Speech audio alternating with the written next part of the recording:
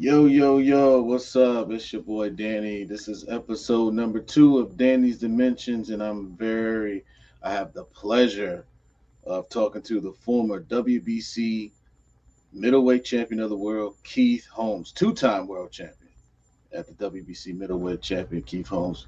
DC's own, DMV stand up. What's up, Keith? How you doing, bro? Everything wonderful, man. How about yourself? I'm doing great, man. You look like you're in a fighting shape right now. Yeah, always trying to stay in that condition, right? Never Yeah, definitely. know when the phone gonna ring, right? That's right. That's Yeah. right. So tell us about how you started out in the game of boxing. Like Well, you started. uh, I was a young kid, man, and I loved the sport. Probably at the age of 5 or 6 years old, probably five. I was watching it a lot, man, and it was something that I wanted to do. I think it lured me into that type of situation because my brother had so much musical talent, and he was getting a lot of attention. And I'm younger than he was. He is, and I was looking for that attention too, I guess. And I saw, like, in the '76 Olympics and stuff like that, how people was getting that attention, and I was like, hey, because I at that young age I was fighting already, man. In elementary. So it was something that I thought fit me, even at that young age. Yeah. So when was your first professional fight? I believe it was like '89. Oh, okay. Okay. And then you moved up in the ranks, and then you fought Quincy Taylor for the Yeah, that was WBC late on. title. Yeah, that was late Yeah. on. It was a lot that happened between '89 and '96, man. And I can't really go into details because I got a book coming real soon, like sooner than Okay. soon. And we got some other stuff working in that manner too, in reference to the book and other things. So yeah, I got to stay tuned for that. Definitely, definitely. We will stay tuned for that. Yeah. Definitely. So tell us about the Quincy Taylor fight, like winning the WBC middleweight championship. Uh, how did that feel for you? To be totally honest, man, I never, I never got into boxing seeking world championships. My mindset was always on winning, and I guess I knew that as long as I won, I won. Those prizes would come with it. So I never like boggled my mind around winning specific belts and stuff like that because I was number one in the world for two weight classes, welterweight and super welterweight, and for a long time, and I couldn't get those fights. And I was number one to fight Pernell Whitaker. I was number one to fight Terry North, and those fights never happened. Wow. Yeah, so uh, before like winning the championship, it took me years for it to register, and it only registered when a friend of mine, we was in a mall. I think we was in Las Vegas, and he was staring at me, but he was smiling because we came from the same neighborhood and stuff like that. And he was like, "Man, do you know what you did?" And this was years ago that I did it, and I had the second one, and he was like, "Man, you became world champion," and that's when it really registered. It didn't register the night of the fight. It was just I won. I was happy I won. I was happy I won the championship, but it was also proven doubters that doubted me. Um, and you'll read all of that in the book, man. It's going to be crazy on what was said to me, by adults. Wow. Pe- Wow. people that said it was supposed to be people that was it was supposed to be encouraging us in a different direction, but they wasn't. Right. Yeah. Word. So after the Quincy Taylor fight, you made a couple of title defenses, and then you went up against Hassine Sharifi in France. Now, I'm the first one to believe that you got robbed in that fight. and I Uh-huh. think politics took a lot of played a part in that fight. So tell us about that fight and what you thought about that first fight. I actually lost the fight before the fight happened because I did something that I said I would never do, and that was change, try to fix something that wasn't broke. I brought in a veteran trainer that trained one of the greatest fighters of all time. I won't mention his name, but he trained this guy, and I brought him into my camp because this was a big fight. I never fought outside the country before, and he, you know, as a fighter, you, me, when I hire you, I rely on you. I rely on you. I trust in you, and I do exactly what you tell me to do. That's why I hired you. Right. And when that situation came to fruition, I hired this guy because he was a veteran and he should have known specifics about traveling outside the country and the acclimation and all of that stuff, the jet lag and all that stuff. So Right. when we got to France, man, it was like the day of the fight, on the way to the arena, I was in the van sleep. And it was like, they was looking at me like, you all right, champ? I said, yeah, I'm good. Just give me a little shut eye.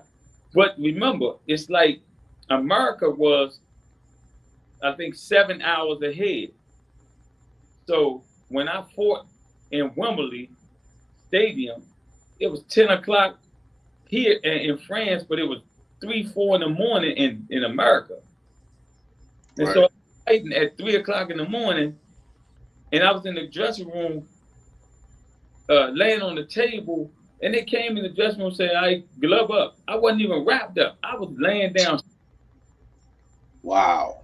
When I was walking out to the arena, man, I was like, uh, uh, uh, I had to take it where there was another street fight that I had. Growing up, I had a lot of street fights, so this is what I went in the ring with, because I didn't have the condition of, even though I trained hard for this fight, all that stuff went out the window because you can't really function while you sleepy like that. So Right. when I got in the ring, man, and they was chanting, you know how they in France and England, they got certain type of chants. Right. They raise the different kinds of spirits and everything, right? So I'm in the middle of the ring in the arena. It's just like if you look in Rome and stuff like that, you down in the joint and everybody up top. You just looking around, this joint packed. I'm talking about packed. And we get to rumbling, and this dude like a buzzsaw. He throwing punches. They ain't hurting, but they touching me. They irritating me. And I'm like, man. And I'm to the point where I got to dig deep. And you saw the fight, so I dug deep as I could, man. But when they took the fight, I kind of like wasn't surprised because I was in his hometown. Right. I cleaned house after that, man. I had to fire the guy and all that, man. At the end of the day, it was no love lost, but that type of situation, when you bring somebody in your house, expecting them to teach you something or share something with you with their veteran experience, you don't you don't you don't see that it's going to fall or it's not going to turn out right. You just look at all the positive in it. So we went to France, and I think I fought in like 4 days. I was supposed to be over there for a whole month or 3 weeks at least. Wow. Yeah, man. So you didn't even get a chance to get acclimated to anything. They just said, "Hey, glove up, let's go." Yeah, we was there. We was there. Then remember that I'm a vegan, so Right. cook with me, but he couldn't really find places where we had good food. So I'm really struggling. I'm struggling, and I'm spending a lot of money over there because their money was different. And I'm like, man, it's dark over there. It's like cloudy. It was no energy in France, man. And when we got to the hotel, it was just like everything was different. The plugs, when you plug your phone in, was like 6 holes in the wall. You know, Like, well, how you plug this in, man? You plug your phone in that wall, your phone won't blow up. So everything was different. I walked outside, look, they cutting heads off of animals in the window. That's how the restaurant was. Wow. And it was whatever animal they was cutting off, they cooked it on the rotisserie, and I was walking past that stuff. I'm a vegan though, so I'm in between all of that. And I got to fight all of this, and it didn't go well for me. They took the fight, Yeah. Yeah. Yeah, that was a bad decision. But then you end up redeeming yourself by coming back and knocking him out in the rematch and regaining your WBC title. Tell us about that. I was grateful, man, thankful and grateful that I got the rematch, and I pushed Don King to do that. I didn't have to push him hard, but he know I shouldn't have been over there. I shouldn't have been in France because we lost the purse bid and we ended up in his country. And so he pushed and got it back in my hometown. And I told Don and I told Sharifi, I say, I'm gonna stop you and I'm gonna cut your hair after I stop you. And he was like offended. He was offended about that. He wasn't accepting it. Man, look, I don't care what. It would be no other day he would ever beat me. Ever. I could never see him ever beat me that night. But he got away with it. But I would have never let him. If we had to fight 3, 4, 5 more times, he would never beat me. Never. Because his style is just prime for me. Right, because you're tall, you're rangy, you're southpaw, right, and you're a good boxer. You got a good jab, good straight left hand. So it was just all problems for a guy that just comes in throwing all these different types of punches. You eat him up all day, and that's what you did in this second fight. And I was like, yep, that's the Keith Holmes. When I remember seeing that fight on Showtime, I was like, that's the Keith Holmes that we're supposed to see. And I remember the announce team was saying something about, oh yeah, it might be a little bit of a controversial stoppage. And I was like, hell no, there's no way. Yeah. Because I guess they thought he didn't get a full chance to get a standing 8 count. But I was like, he would have got knocked out anyway. Well, yeah. He was getting hit with some vicious shots. So it was like, it really was a moot point at that particular point. Yeah, one thing about fighters, like after I fought Sharif, I studied him so much. And the commentators, a lot of them, they do their job. They do what they feel like their job is.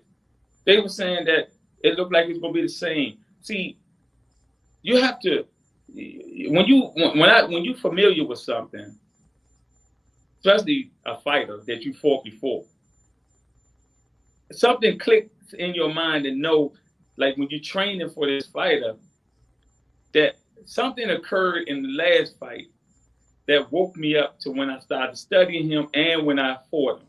One thing I recognized, I said, when I touched him good, he stopped throwing punches. That's when you know he hurt. So I was always, his punches were like, when you outside eating and you got flies, it was bothersome, but I knew he would throw his rod at some point. He would throw all that he had at that point. And I was just touching him every once in a while in the stomach, all that stuff. I knew it was going to break him down. And once I caught him with the first hook, he stopped punching. And I said in my mind, got your ass. And I wasn't going to let him go. That's why I did what I did. I ain't put a whole lot of punches on that punching power on it. I just wanted to frail like he was doing so he couldn't get a chance to throw no punches back, and they stopped the fight. Yep. It all worked out. I studied him, and it worked out the way I wanted it to work out. Yeah. Yeah. So after that, I was just talking to you earlier about the Andrew Council fight. Now you fought him. I remember we had a conversation before the broadcast. You fought him back in '94. So tell us about the first fight and tell us about the second fight. I can't go into deep details about the first fight because, I have stuff working on right now, and I have the book coming out. But I will say that that fight was a wake-up call to me because when I took the rematch, I knew that Andrew was going to be a tough match to deal with. Hey, it was a rival fight. It was a city fight, and he did what he felt like he had to do, and so was I. I trained so hard for him. So when we was jogging 4 o'clock in the morning, I was running 7 miles. I had my trainers behind me in the truck. They was blowing the horn, telling me that's it. I was like, nah. I kept running extra miles, extra spawn, 15, 20 rounds of spawn. Wow. I started to win the next fight with him decisively because he felt like he won the last fight because you know, I had so much on my mind at that time, man. I'm telling you. And when y'all read the book, you're gonna see what I had on my mind. You gonna see what was going on. You're gonna read it. You're gonna see it in live film one day. Okay. What And was the what was your strategy? You think between the first fight, like as far as the first fight and as in this fight as we're watching right here, what was your strategy for him? Because I know he was a guy that he come on the inside and he looked to rough you up and different things like that and looked to make it a dog fight. So right, what was your strategy to stay on the outside as we see you doing here with the jab? Like, it was the my strength is my reach, my height, and also I was blessed to be able to fight in the inside as a tall man, and right, I was able to touch him in the inside a lot and keep him on the outside. I knew Andrew had problems with southpaws his whole career, and I love to turn fighters. I love to turn my opponent, not keep him in front of me all the time or me being in front of him. I would just see how I was just circling him all the time, yep, and yep, that was my strategy. But I knew that later on in the fight, I was gonna get stronger. That was my whole mo, my whole professional career. I always got stronger later. That's why I was able to knock people out in the 11th, 12th round, ninth round, right, because I always get right. Yeah, because like you said, as we see right here, you're keeping him on the outside. You're using that long reach, and what would you 6'2"? yeah, I'm 6'2". Big, tall, like a huge middleweight. I mean, you could have moved up to 75 if you wanted to. I Yeah, mean, with your range, I I went mean, for a couple of times. you fought at 75. Yeah, I fought Black Ice from Baltimore at 75. Oh, okay, okay, Yeah, I beat him. okay. Yeah, Yeah, so let's fast forward a little bit. I think you dropped him. What I'm trying to figure that out was what round it was. that was Was the it ninth. seventh, ninth? Okay. Yeah, Yeah, it was like the ninth. Might have been the end of this round right here when you dropped him. I think it was a overhand left. no, it was It was a hook. It was a right hook. Yep, that's right. Because I remember seeing the highlights. It was a right hook, and he was coming in with his. what round is this? Round? Ninth. This is ninth. Yeah, so at the end of this round. Yeah, so right here, as you see, you're fighting on the inside more, as we saw earlier in the first round. You're fighting him in a toe-to-toe fight, where some people thought would not be good for you, but you knew that you could fight on the inside because, like you were saying, you're a good inside fighter. So you're just Right, rolling with these punches at this particular time, and see that's what discourages a fighter is when you can beat him on the inside and on the outside, right, then he has nothing else to do because his only Andrew Council, his only goal right here is to try to rough you up and what he thought could be and rough you up on the inside and try to make it a dogfight. But then when you started, making it doing what you had to do there, see there's putting your combinations together. There's the hook. There it is.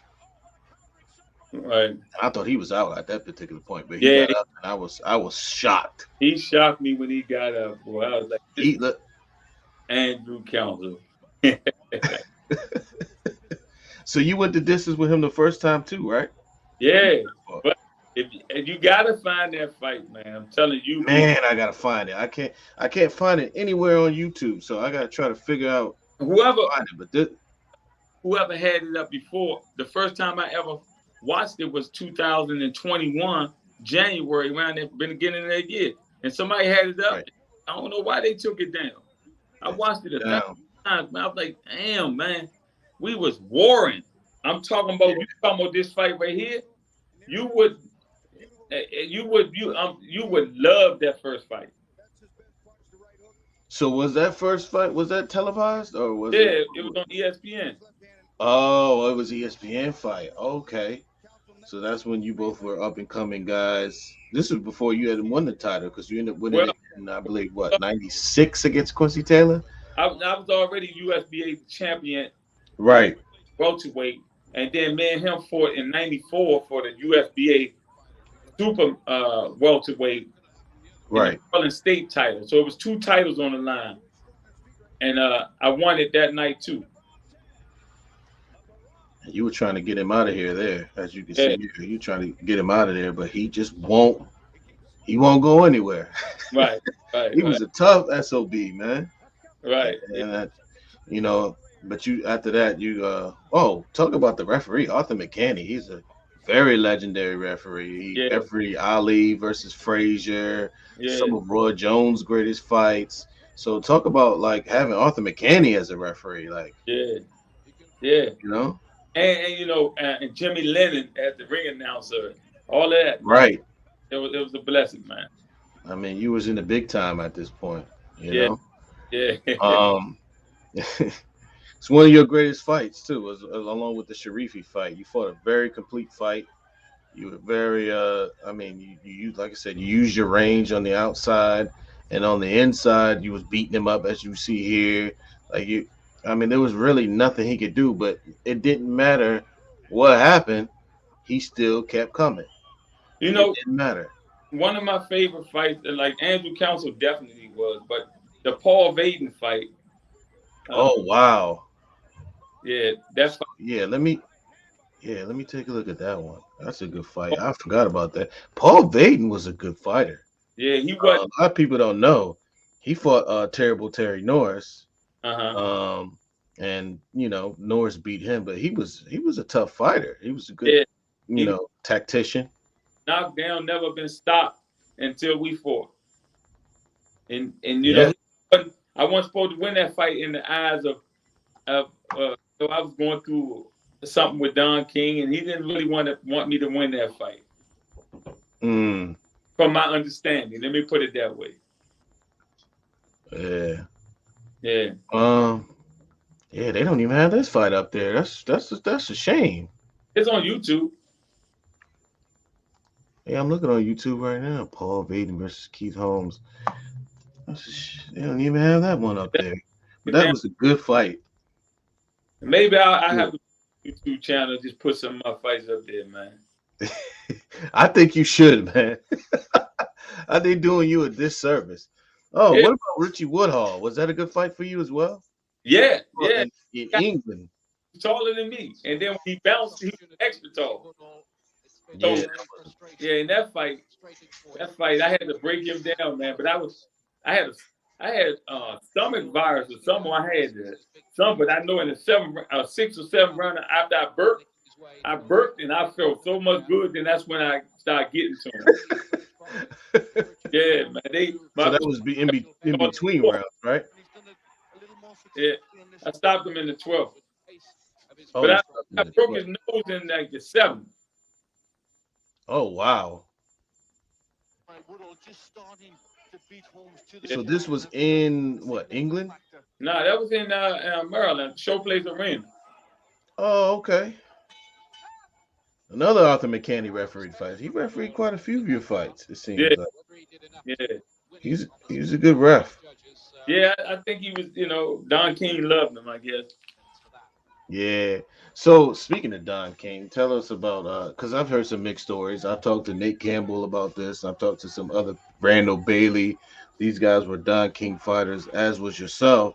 So talk about like what it was like, you know, being under Don King, because some people say, "Oh, Don put me on the shelf." Some people say Don took money, Don did this, and some people say Don was the greatest promoter ever. So, What's your thoughts on Don King? Greatest promoter ever pertaining to certain fight.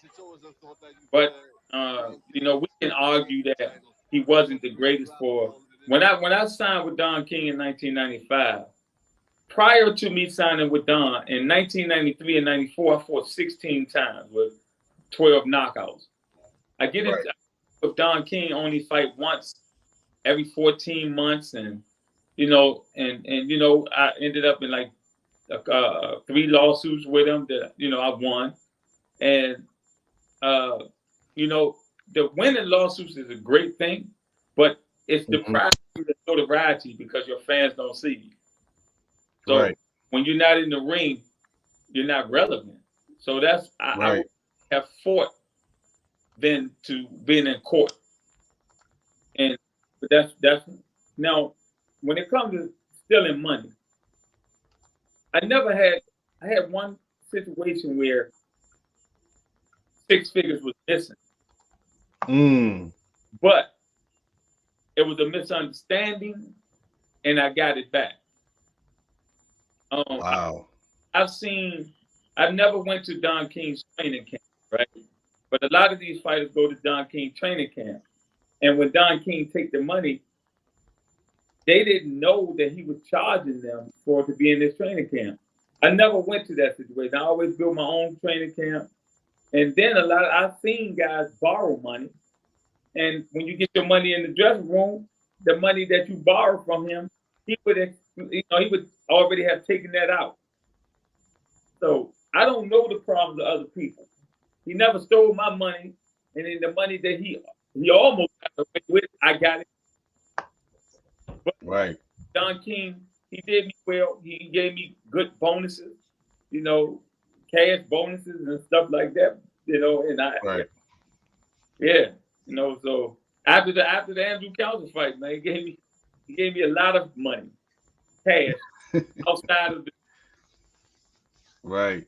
yeah. Yeah, because like I said, it's like a like I said, mixed feelings about Don King. About some people say he took money, some people said he gave some back and did some things. But I think he was a great matchmaker. Right. But yeah, as far as like the putting people on the shelves, it depends on, the fighter, because there was a lot of speculation about the Julio Cesar Chavez's, the Mike Tyson's, people, the Felix Trinidad's. Those were his prized possessions, so to speak.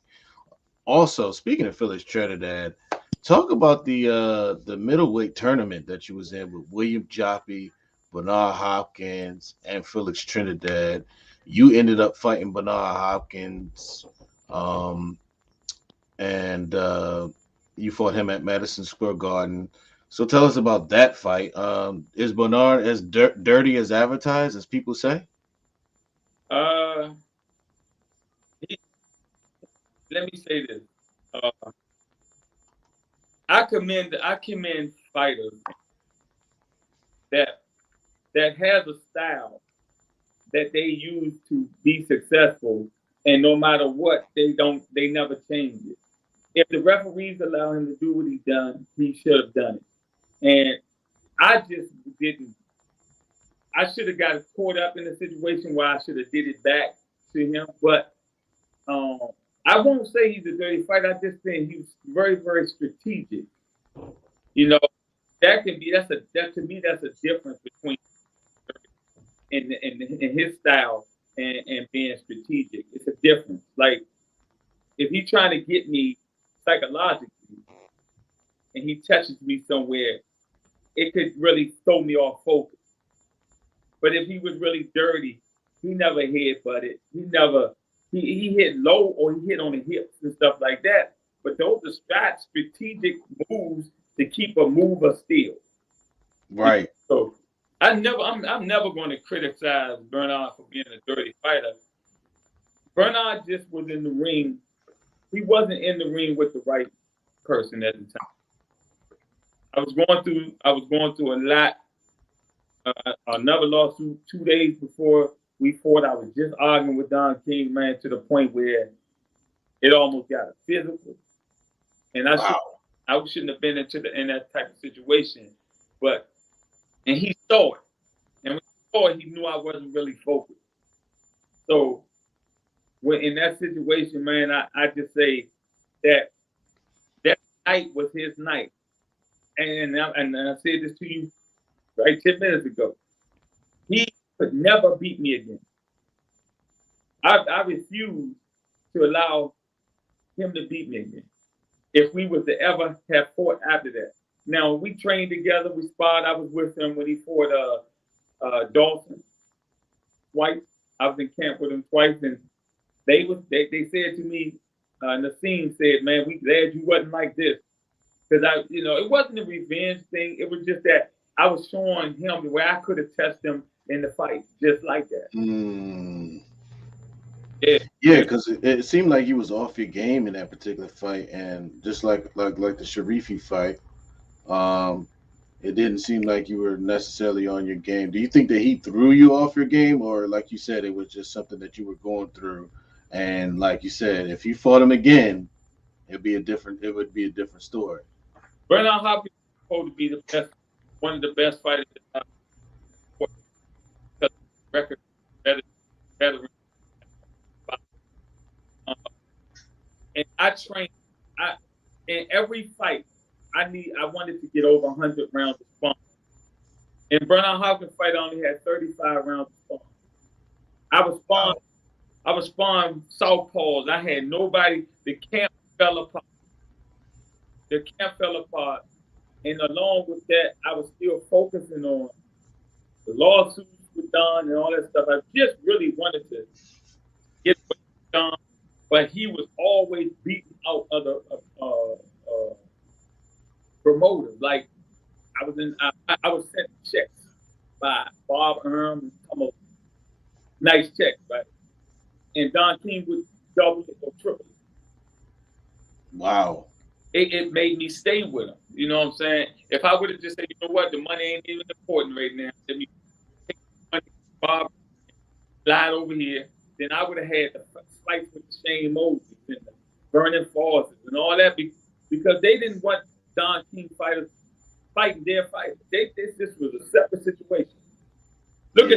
Look at Spence and Crawford. Look how this problem with the promoters and it becomes problems for the fighters. Their personal problems become our problems. Right. And man, look, okay, I love when I watched Oscar and Shane and all that. I wanted them back. And if you go back into my career, what was missing is you missed the earlier part of my career before I became world champion. I knocked out everybody. Kelsey Banks, I was knocking out fighters in 30 seconds. I was fighting 8 times a year. Right. When I get up to the Don King level and the championship level, I fought 130, 14. Yeah. Yeah. Yep. So you lose a little spot. Time and all that. Right.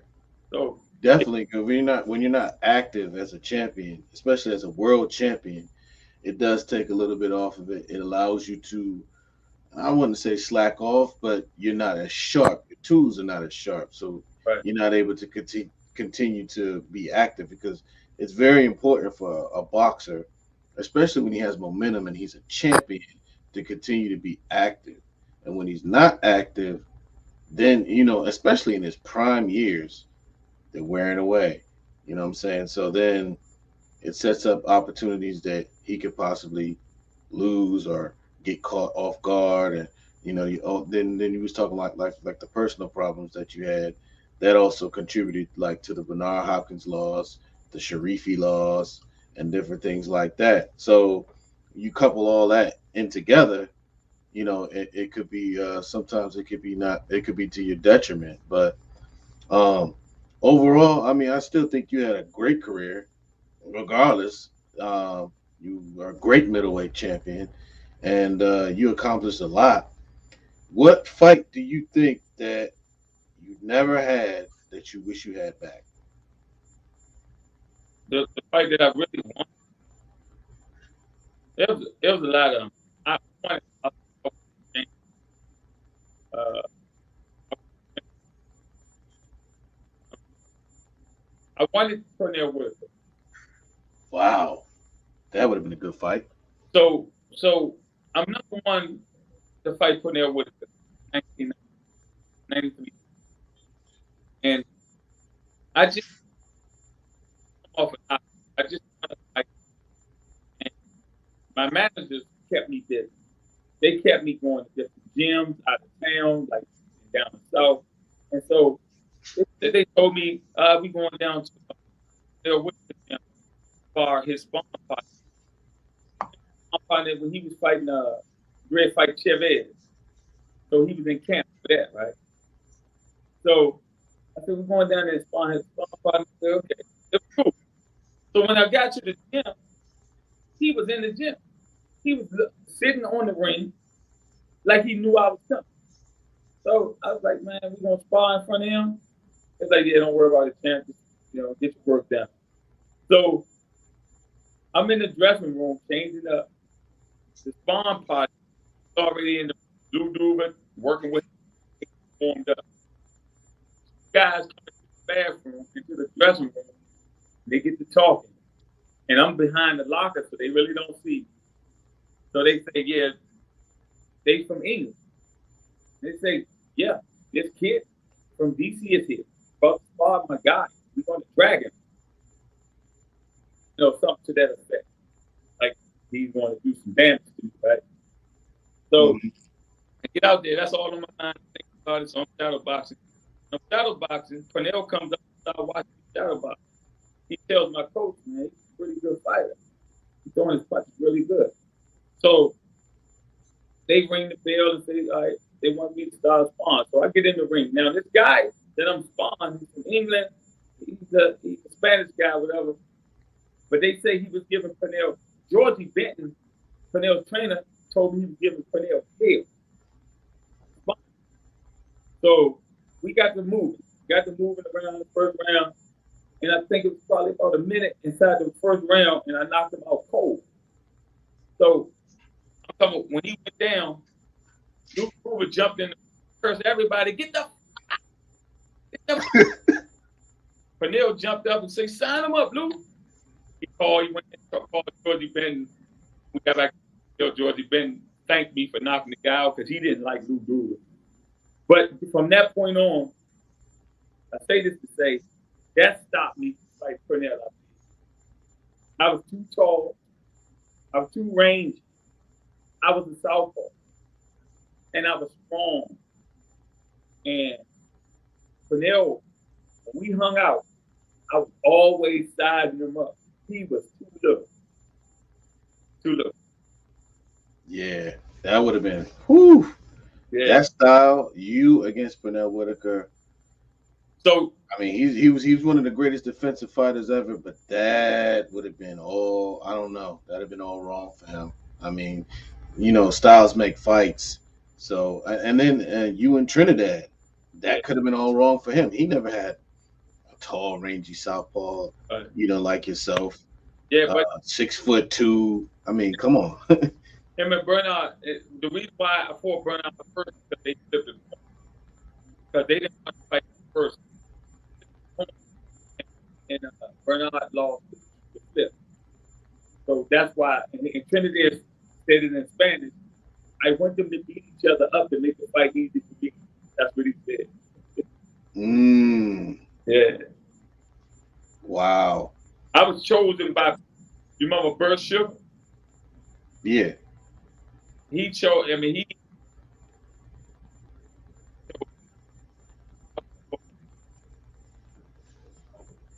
Wow. Yeah. But hey. Wow. I'm glad I was in it. I'm glad it's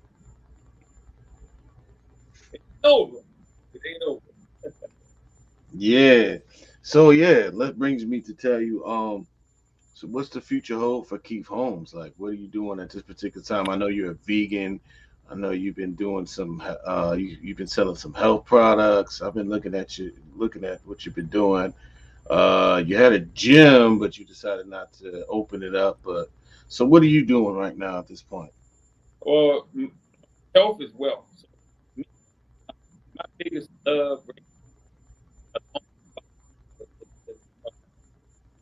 healthy food.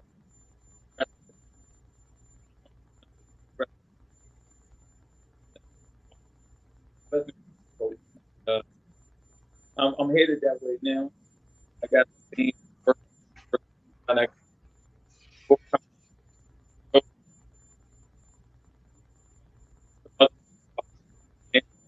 following that. But the boxing career is it's kind of like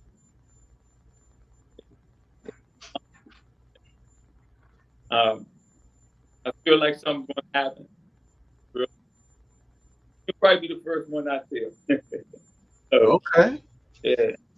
So Well, stay tuned. Stay tuned. So, yeah, I mean, wow, I really appreciate you coming by, man, and talking to me, man. Like I said, I've been a real fan of yours for many, many years, and I just hope that whatever you decide to do, if you continue to fight, that hey, I'm in your corner. So we'll definitely keep in touch, and I got your number now, so I'll be talking to you. Maybe you might need to train me. I need to get rid of some of this 228 pounds. hey, So hey, the training I do for you is just meet me at the gym, and I ain't gonna say nothing to you. You just gotta do what I do. okay, All I right. got you. I I'll won't take you up on that. know, but I'll still be giving you. Okay. Uh, All right. Appreciate you for coming by, Keith, man, and blessings and peace to you, man. okay, same to you, bro. I appreciate All you. right, brother. All right, no doubt. All right, take it All easy. right, guys. All right. All right, guys. This is episode number 2 of Danny's Dimensions. I hope you enjoyed this episode. I hope you enjoyed the first episode.